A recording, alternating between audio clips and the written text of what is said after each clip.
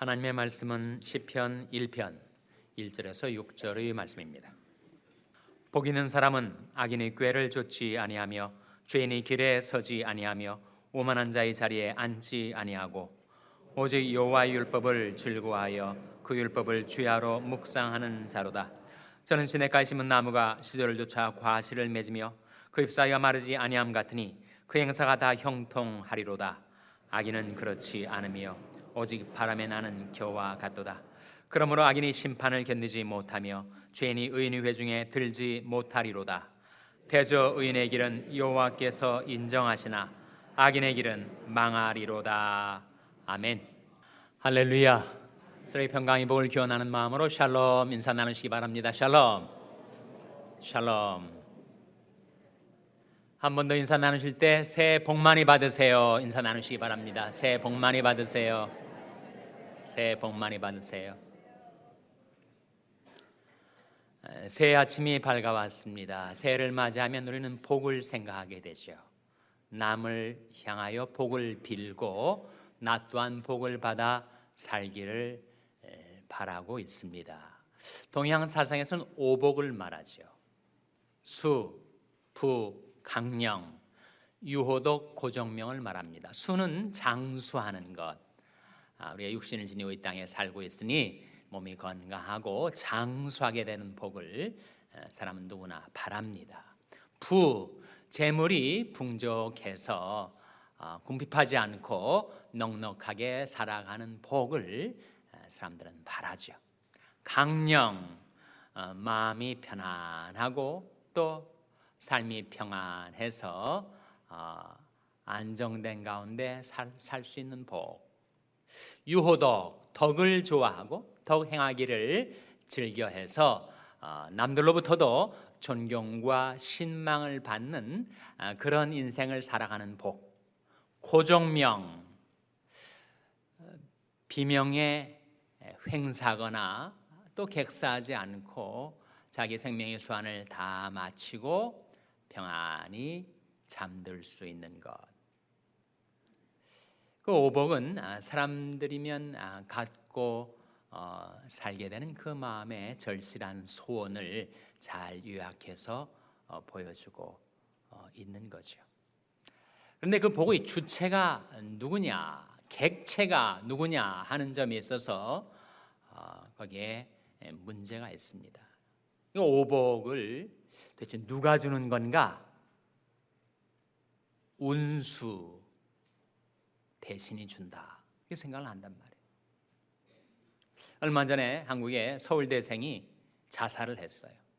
유서에 자기가 살아보니까 정말 인생은 노력한다고 되는 것이 아니라 태어날 때 누가 금수저를 물고 태어났고 누가 흙수저를 물고 태어났는가 거기에 의해서 결판이 나더라. 자기는 아무런 희망이 없다. 물론 정신병력이 있었다고는 하지만 너무 어리석고 안타까운 일이 벌어진 겁니다. 과연 인생의 복은 누가 가져다 주는 것인가? 그건 다 사람의 운수와 팔자 소관이 아닌가? 복불복이 아닌가? 복을 받고 또 복을 받지 못하는 것은 다 운수에 달려있는 거지. 그렇게 생각하고 살아간다는 거예요. 그리고 그 우연에 의해서 복을 받아 행운이 있는 삶을 사는 사람이 있는가 하면 화액을 당하여 불운에 빠져 사는 인생도 있는 것이 바로 그 오복의 주체와 객체가 명확하지 않기 때문입니다. 그러나 하나님의 말씀 성경은 인생의 복을 가져다 주시는 그 주체가 바로 하나님이시다. 천지만물의 창조자, 역사의 주관자 되시는 하나님은 우리 각개인의 인생의 생사화복을 주장하시는 분이시다. 제가 오늘 예배가 시작되면서 낭독했던 말씀, 내가 물은 내 이름을 기념하게 하는 곳에서 내게 강림하여 복을 주리라. 누가 복을 주시는 거예요? 천지 만물을 창조하신 하나님, 우리 주 예수 그리스도의 아버지 하나님이 우리에게 복을 주시기도 하시고 화를 주시기도 하시죠. 복을 받는 객체, 그것은 우연에 의해서, 운수에 의해서 좌우되는 것이 아니라 복을 받을 사람이 있고 들어오는 복도 차버리는 사람도 있다. 그래서 복 있는 사람이 누군가, 그 복 받는 길이 무엇인가를 시편 1편이 우리에게 밝혀주고 있습니다. 1절 2절 말씀 같이 읽겠습니다. 1절 2절 말씀 시작. 복 있는 사람은 악인의 꾀를 좇지 아니하며 죄인의 길에 서지 아니하며 오만한 자의 자리에 앉지 아니하고 오직 여호와 율법을 즐거워하여 그 율법을 주야로 묵상하는 자로다. 복 있는 사람은 이 세 가지가 아니다. 세 가지가 뭐예요? 악인의 꾀를 좇는 자가 아니다. 전도서 7장의 말씀인데 하나님이 사람을 정직하게 지으셨으나 사람은 많은 꾀를 낸 것이니라. 자기 꾀 때문에 망하는 인생도 많습니다. 더군다나 악인의 꾀를 쫓아 사는데 어떻게 복 있는 사람이 될 수가 있겠어요? 한두 번 그 꾀를 쫓아 해보다가 아예 이제는 그것이 그의 생활이 되고 습관이 되어버리는 것. 죄인의 길에 선다라는 표현, 고정된다는 거죠. 습관이 되고 그의 생활로 굳어지게 된다는 거예요. 죄인의 길에 섰는데 어떻게 그 인생이 복을 받아 살 수가 있겠는가? 다가오던 복도 다 떠나가고 말지 않겠습니까? 오만한 자의 자리에 앉게 된다. 언뜻 사람들은 높은 주위에 앉은 것을 부러워할지 모르지만 오만한 자의 자리에 앉게 되는 것, 그것은 위험한 일입니다. 교만은 패망의 선봉이기 때문에. 그래서 이 세 가지는 형태상으로는 점점 더 그 단계가 더 높아지고 강해지죠. 점층법입니다. 한두 번 악인의 꾀를 쫓아 보다가 죄인의 길에 서게 되고 오만한 자의 자리에 앉게 되는 것.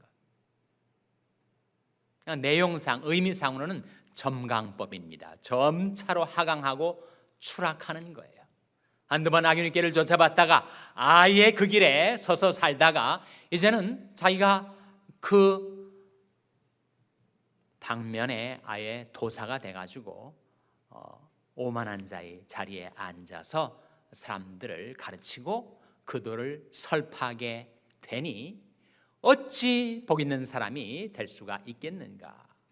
반면에 복 있는 사람은 누구라고요? 오직 여호와 율법을 즐거워하여 그 율법을 주야로 무엇하는 자로다 라고 했습니까?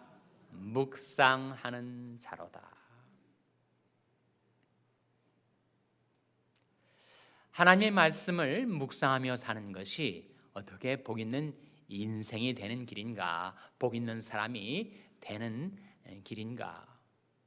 그 이유는 말씀에 복이 들어있기 때문입니다. 구약성경에 그런 대목이 나오는데 이 농경사회 속에서 사람들이 이제 수확을 거둘 때가 됐는데 포도원에 가봤더니 그 포도나무 가지마다 아주 틈실한 포도송이가 매어 달려 있는데 그 포도 한 알 한 알에 포도즙이 꽉 들어차 있는 거예요. 여기에 복이 들어있구나 라고 사람들이 말을 한다는 것입니다. 그러나 진정 우리 인생이 바라는 복은 말씀 속에 들어있습니다. 한번 오복에 비추어 생각을 해보세요. 누가 술을 누립니까? 말씀을 받아 사는 사람이 술을 누리죠. 잠언 4장 22절 말씀인데 그것은 얻는 자에게 생명이 되며 온 육체의 건강이 됨이니라. 그것이 바로 말씀이었어요. 그러니까 말씀은 그 말씀을 얻는 자에게는 생명이 되고 온 육체의 건강이 된다는 거예요. 살다 보면 병들 때가 있죠. 그때 그 병을 우리가 어떻게 고침받을 수가 있는가? 주의 말씀을 보내어 저희를 고치사 위경에서 건지시는도다. 그러니 그 말씀에 인간의 건강과 장수의 복이 들어있는 겁니다. 부도 마찬가지. 누가 이 땅에 부를 누리고 재물의 풍족함을 누리게 되는가? 시편 112편 말씀에 할렐루야 여호와를 경외하며 그 계명을 크게 즐거워하는 자는 복이 있도다. 부요와 재물이 그 집에 있으며. 하나님의 말씀을 죄하러 묵상하고 그 말씀 따라 살아가는 인생에 하나님께서 부요와 재물을 그 집에 베풀어 주신다는 거죠. 강령도 마찬가지. 어떻게 마음의 평안을 누릴 수가 있는가? 무릇 지킬 만한 것보다 더욱 내 마음을 지키라. 생명이 근원이 이에서 남이니라. 외적인 조건이 다 갖춰져 있는 것 같아도 마음에 늘 고민하고 불안하고 걱정하고 번민하고 번뇌하고 질시와 분노의 감정에 사로잡혀 산다면 그건 정말 복 있는 인생이 아니지 않겠습니까? 근데 어떻게 생명이 그런 데는 이 마음을, 내 마음을 내가 지킬 수가 있는가? 내 의지력으로 내 마음을 평안히 지켜낼 수가 있는가?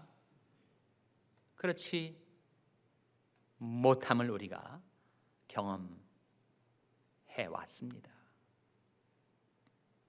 하나님의 말씀이 내게 임하면 그 말씀이 내 마음을 평안하게 지켜주시오.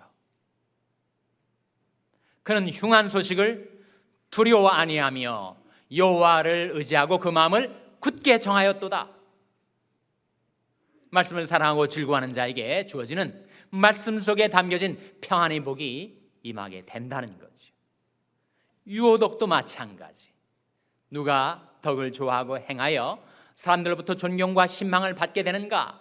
말씀 안에 그 복이 들어 있습니다. 같은 시편 112편 말씀에 정직한 자에게는 흑암 중에 빛이 일어나나니 그는 어질고 자비하고 의로운 자로다. 은혜를 베풀고 꾸이는 자는 잘되나니 그 일을 공의로 하리로다. 저가 영영이 요동치 아니하며 의인은 영원히 기념하게 되리로다. 그게 유오동 아닙니까? 의인은 영원히 기념하게 되리로다.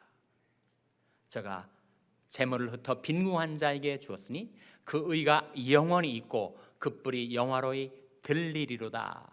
말씀을 사랑하고 묵상하고 그 말씀 따라 살아가는 자에게 주어지는 복이죠. 고전명도 마찬가지. 누가 생명의 수완을 다 누리고 평안히 이 땅을 하직할 수가 있는가? 말씀 따라 사는 자에게 주어지는 복. 늙어도 결실하며 진액이 풍족하고 빛이 청청하여 여호와의 정직하심을 나타내리로다. 지난 주간에 우리 교회 장례식이 하나 있었습니다. 우리 장로님 한 분의 어머님이 향년 95세로 돌아가셔서 장례식이 있었는데 그 어머님이 돌아가시기 전날에 자식이 찾아와서 어머니 불러도 눈을 뜰 수가 없어요. 한 2주간 곡기를 끊으셨으니 눈꺼풀을 들 힘조차 없었는데 하나님의 말씀이 들려오자 그분이 죽음의 병상에 누웠던 그분이 갑자기 두 손을 활짝 펴서 말은 할 수 없지만 할렐루야라는 찬양의 모습을 취하더니 갑자기 박수를 치는 거예요. 하나님께 영광을 돌려드리더라는 겁니다. 눈꺼풀조차 뜰 힘, 그런 기력조차 없었는데 하나님의 말씀이 들려오자 그렇게 할렐루야 하나님께 영광을 돌리며 숨을 거두시더라는 겁니다. 이 고정명이 아닙니까? 그분이 성경책을 볼 수 없을 정도로 이제 눈이 어두워졌을 때 항상 마음속으로 암송하던 시편이 세 편이 있다는 거예요. 하나는 바로 이 시편 1편, 또 하나는 시편 23편. 어떤 시편이죠? 여호와는 나의 목자시니 내가 부족함이 없으리로다. 이렇게 시작되는 시편. 또 한편은 시편 121편. 어떤 편입니까? 내가 산을 향하여 눈을 들리라. 나의 도움이 어디에서 올꼬? 나의 도움이 천지를 지으신 여호와에게서로다. 그 세 시편을 그렇게 좋아하고 낭송하시면서 숨을 거두셨다. 포도송이 속에 즙이 꽉 차 있어서 거기에 복이 들어있는 것 이상으로 하나님의 말씀 속에 복이 들어 있습니다. 그래서 그 말씀을 받은 사람, 그 말씀과 함께 살아가는 사람, 그 사람은 어떤 사람과 같은가? 시편 1편은 그림을 우리에게 보여줘요. 한편에는 시냇가에 심겨진 나무가 있습니다. 또 다른 한편에는 훅하고 바람이 불면 나라가 없어져 버리는 바람에 나는 겨가 있어요. 여러분, 시냇가에 심은 나무와 같은 인생을 살기를 원하십니까? 아니면 바람에 나는 겨와 같은 인생을 살기를 원하십니까? 대답은 자명한 것 아닙니까? 시냇가에 심은 나무가 되어서 그 뿌리를 강변에 뻗치고 더위가 올지라도 두려워 아니하며 잎이 청청하며 가뭄은 해도 걱정이 없고 결실이 그치지 않는 그런 나무 같은 삶이 한편에 있는가 하면 바람이 불어오는 거예요. 인생의 바람이 불어옵니다. 시련이 바람이 불어오고 유혹의 바람이 불어오고 환난의 바람이 불어올 때 그 바람에 날아가 버려서 흔적조차 없어져 버리는 겨와 같은 인생을 살 것인가? 그것을 우리에게 이 말씀이 보여주고 있는 거죠.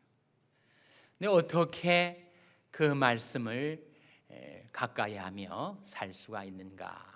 구체적인 방법이 무엇입니까? 라고 물으신다면 제가 여러분에게 이번 새해 한번 성경을 신구약 합해서 100독을 한번 하십시오. 이렇게 제가 얘기를 하는 것은 아무런 의미가 없습니다. 실현 불가능한 일, 그런 얘기를 제가 왜 하겠어요? 그러나 이런 구체적인 계획을 좀 말씀드리고 싶습니다. 2016년도 새해 동안에 시편을 12독을 하세요. 그리고 잠언을 12독을 하십시오. 아니, 시편이 150편인데 어떻게 한 해 동안에 12번 읽으란 말인가? 그 구체적인 방법이 있습니다.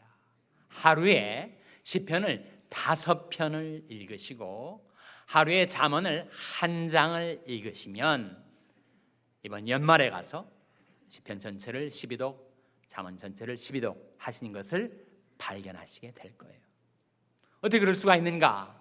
시편이 150편이니까 하루에 5편씩 읽으면 며칠 걸립니까? 30일 걸리죠. 한 달, 1년에 12달이 있으니 12독을 하게 되는 거죠.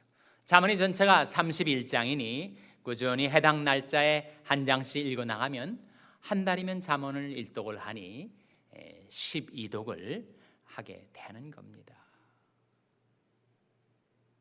시편 5편, 잠언 1장, 사자성어로 뭐가 되는 거예요?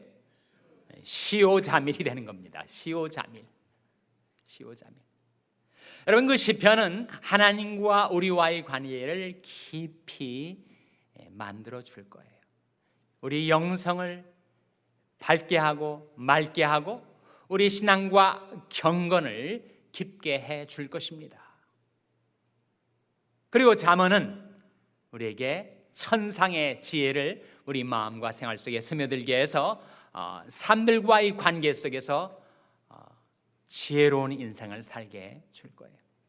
마치 십자가에 횡축과 종축이 있는 것처럼 시편은 하나님과 나와의 관계를, 그리고 잠언은 나와 이웃과의 관계를 그 경건과 지혜로 인도해 줄 것입니다. 그럼 하루에 시편 5편과 잠언 1장을 읽을 때 얼마만한 시간이 소요되는 것입니까? 하루에 30분이면 됩니다. 시편 5편 잠언 한 자니까 전체 6장인데 6장을 30분 만에 읽으려면 그 한 장에 몇 분 걸리는 거예요? 5분 걸립니다. 6, 5, 30. 여러분 누구나 성경을 소리내서 한 장을 읽고 그 의미를 묵상해 보는데 5분 정도 소요가 돼요.